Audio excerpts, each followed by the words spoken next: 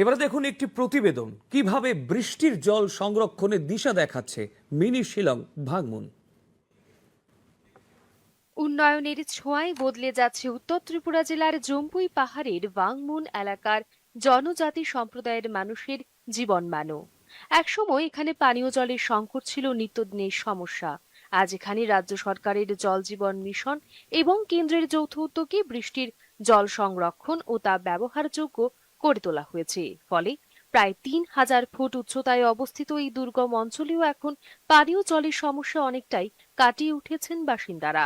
এজন্য এই পাহাড়ি জনপদের নাম এবার প্রধানমন্ত্রী নরেন্দ্র মোদীও তার ১৩২তম মন কি বাত পর্বে দৃষ্টান্ত হিসেবে উল্লেখ করেছেন।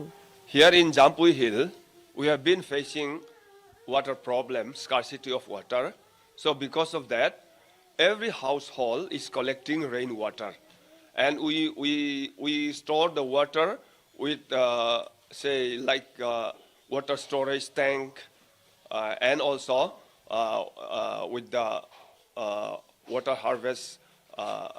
I mean, for storing that water, we are using like plastic barrel or tank made of this cement.